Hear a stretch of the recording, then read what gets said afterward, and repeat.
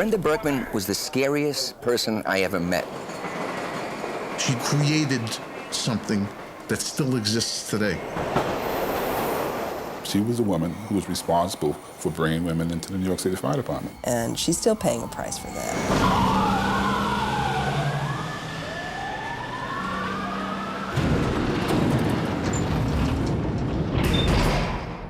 Counterparts, Mayor Koch opened the ceremony.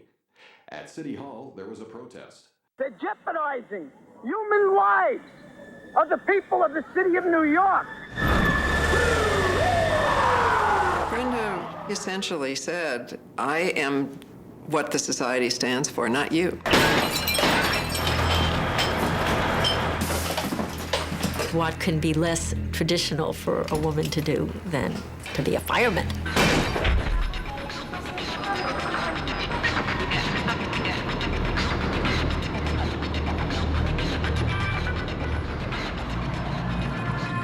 When I was growing up, I loved to play baseball. Not softball, baseball. And I was as good as the little boys that I was playing baseball with. And so I begged my mother, please sign me up for Little League. And the next thing I remember is my mother's getting a phone call from the coach, and he's saying, who is this B. Berkman? Is that a boy or a girl? And she says, that's my daughter. He said to her, well, I'm sorry, but we don't let girls into Little League. But I thought, why shouldn't there be girls in Little League? She was like her dad. Her dad was a war hero and had been in a terrible casualty, been on a ship that was blown up, and still held it together and just went back into battle. And she was the same way. She was a Berkman in the grand tradition.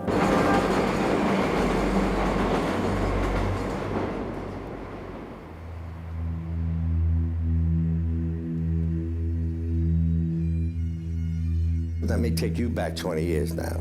Probably the hardest time for the fire department. We were in the area of civil unrest. The Bronx was burning, Brownsville was burning, Bedford-Stuy was burning. This was the time that women wanted to come in. Talk about bad timing. I can't think of a worse time of my life for it. In 1977, the New York City Fire Department was forced to comply with the Civil Rights Act of 1964 that prohibited discrimination based on race or gender. Women became eligible to apply for jobs as New York City firefighters for the first time. In the late 70s and early 80s, the women's movement had really taken hold, and it was clearly there to stay. It had changed consciousness enormously. There was probably hardly anybody left in the country who didn't feel a little differently about what their daughters could do. But there was, because of that success, a backlash forming big time. It was against this backdrop that Brenda Berkman, a marathon runner, started training for Test 3040, the fire department's entrance examination. Brenda had trained very, very hard for the test. She had practiced carrying me up and down the stairs. She used to throw me over her shoulder and go up and down the stairs with me. Over 400 women from across the city took the written portion of the firefighters' entrance exam. I come from a civil service neighborhood, and there were lots of guys who were taking the test. They were all taking a course at Delahanty's to prepare for the written part of the exam, and they basically challenged me to take the test. And if I did as well as them, then they would take the girls out for the night, and if I didn't, then the girls would be taking the guys out for the night. I took police department, transit police, and the fire department just happened to be opened up at that time for women, so I figured, might as well. Let's go, let's go. They were good jobs with pensions, medical benefits, and that was something my parents never had. I was married to a firefighter. He's now deceased. I remember him coming home and saying, I can't believe they're going to let women on the job. I said to him, you're not working with any women in the firehouse. That's out.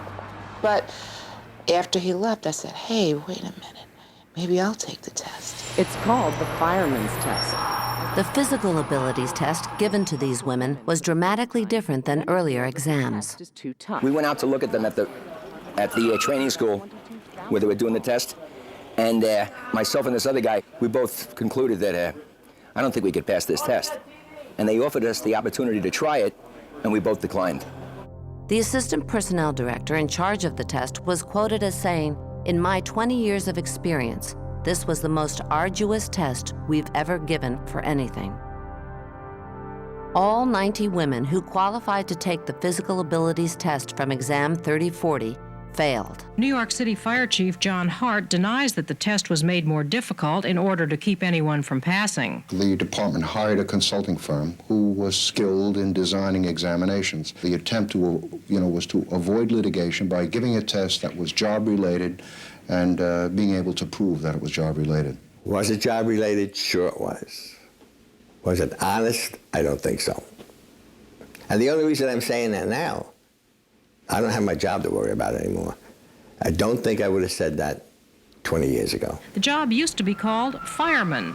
Today it's firefighter, a tip of the fire. I couldn't believe that there wasn't a single woman in the city of New York that would be qualified to do firefighting. And I, in fact, believe that I was qualified to do firefighting. That day, in New York at least, hasn't arrived yet for women like Brenda Berkman.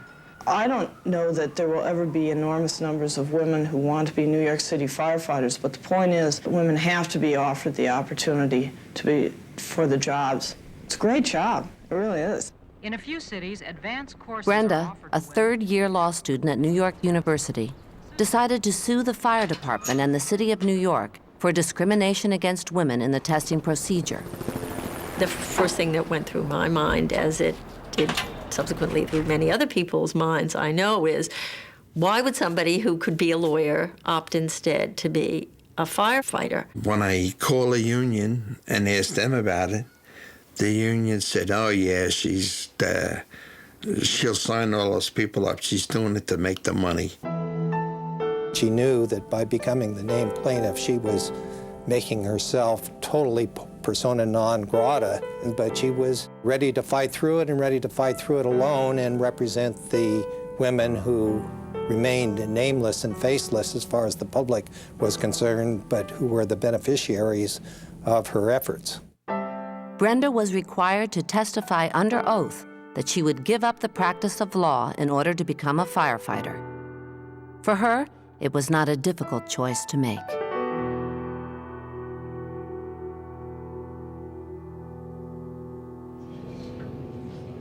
The class action suit, Berkman versus the City of New York, began in 1979.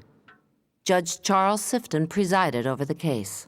Although being fair to women is certainly a very high goal, it really is something's wrong with one's thinking if you think you have to have trade-offs of fairness and safety. I did not, going into this case, foresee what a big deal it was going to be for so many people. You know, how polarizing the issue of women going into the firefighting force would be. Dr. William McArdle, professor emeritus of exercise science at Queens College, served as an expert witness in the lawsuit. Physical performance is extremely task-specific, and the test items were not really firefighting items. They were sort of abstract measures of fitness, such as a standing broad jump, grip strength, vaults over walls.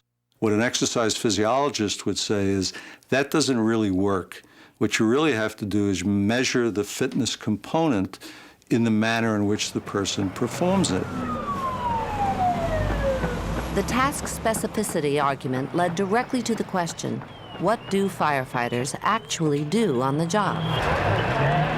All right, the specific types of duties that firefighters are called on to do and that a lot of women can't do, not all women, is to carry people out of burning buildings. They don't have the upper body strength because very few people can carry a 200-pound person down 30 flights of stairs. A lot of people, I think, from the movies think of how a firefighter would carry someone out of a building.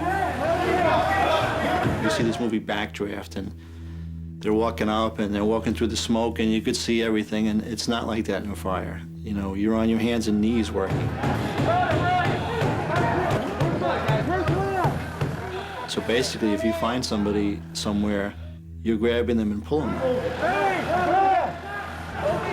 One of the components of Test 3040 was that you had to pick a 120-pound dummy up, throw it over your shoulders, and do a routine with it. That's not the way they rescue people. Not once does it say any place in that whole manual and the training course about picking someone up and putting them over your shoulder. It's just not done. It's not safe for you, it's not safe for the victim. The fact is that anybody who does a scientific study of this job finds that women have enormous abilities. They can keep their air tank going a lot longer than the men can. They can get into tighter spaces than the men can. Berkman's lawyers argued that Exam 3040 overemphasized upper body strength and speed, while failing to test adequately physical stamina and endurance, also crucial attributes of firefighting. Fires on average are 13 to 15 minutes in duration, and so this becomes an aerobic activity, not an anaerobic activity. Nothing in the city's test measured aerobic ability. It was all a sprint, complete a very arduous task in 1 minute or less. Well, firefighters don't work for a minute or less. So to use that procedure to exclude 52% of the population based on a very small additional amount of information you would get to firefighting is really not justified by the science behind the whole thing. But I don't know if the piping is. I don't know if you can feed that standpipe. They may just pump that wall. When you work in a high-rise area, you got to get up to the 35th floor first before you can use your, quote, upper body strength. Passed a lot of people on the stairway. A lot of people on the stairway. On March 5th, 1982, the court ruled in favor of Berkman and the other female applicants. The city was ordered to give the women a revised test that reflected what firefighters actually do on the job.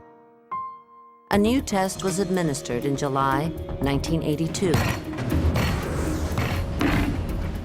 This test laid the foundation for present-day physical abilities examinations, not only in New York City, but in fire departments across the country. 42 women passed this test. When we won, really, that's when all hell broke loose. Give us the good news. You are Brenda. You know, the media really blew it out of proportion at the time, to make it an old boys club in a firehouse, and we didn't want women. That was not the issue.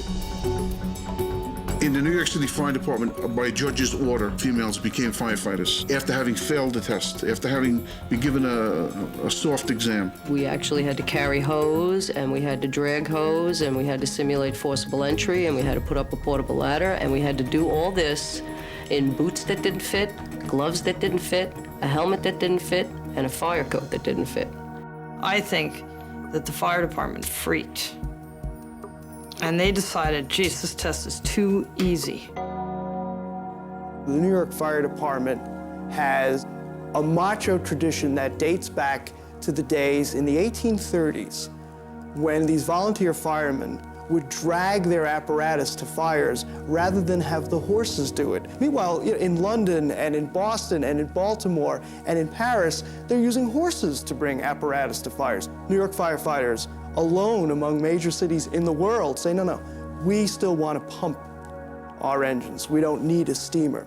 So there is this culture in New York firefighting which is very macho, there's no question about it. And women came in and challenged that idea. Or, more to the point, they said, do you know what, we can do that too. If they can do the job, if they don't lower the standards and they can do the job, I have no problem working side by side with a female. Absolutely none whatsoever. But I know in my heart of hearts that I could be able to do it. There are over 350 women firefighters around the country, mostly in small towns, but some are in big cities like Detroit. They said no way could these gals pass the physical test. No way were they going to get through the academy and pass that. They did. No way were they going to be able to lift ladders. They did. Controversy and confusion raged at the New York City Fire Academy as female recruits began training alongside men for the first time. The rules kept changing. They were asking women to do stuff that the guys weren't being asked to do. There was just ways of making us fail without making us fail. The guys may as well not have been there because they ignored them. All the attention was focused on these 45 women. They made us breathe so much smoke that we literally suffered carbon monoxide poisoning. Now, to the women's credit, a lot of them, they went way above and beyond what was demanded of them and stuck with it. In order to support one another, the women formed the United Women Firefighters Association. Brenda was elected as the first president. She was instrumental in getting us organized together as a group, making us aware that we really needed each other. You know, that we couldn't just do this alone, and she was right. In October of 1982, the first class of women candidates graduated from the Fire Academy. For 117 years, the city has had only 5 At the graduation on Randall's Island, most of the men in the class I approached were non-committal. I have no comment. Gone through rigorous training. Do you think you might have some trouble with the firemen? I don't think any such thing. I'm just waiting to get out into the house and do my job. The New York City Fire Department will never be the same again. Gentlemen, you have no choice. And as you see, I'm throwing this back to an anchor woman right now. City Hall, at least 200 male firefighters protested what they call I think the feeling on the street was, who do they think they're kidding? This is the most ridiculous idea I have ever heard of. Women on the fire department, the suspicion, fear, conviction that when the chips are down, they can't carry the ball. They can't drag a guy out of a burning building, and sooner or later, they're gonna cost somebody his life.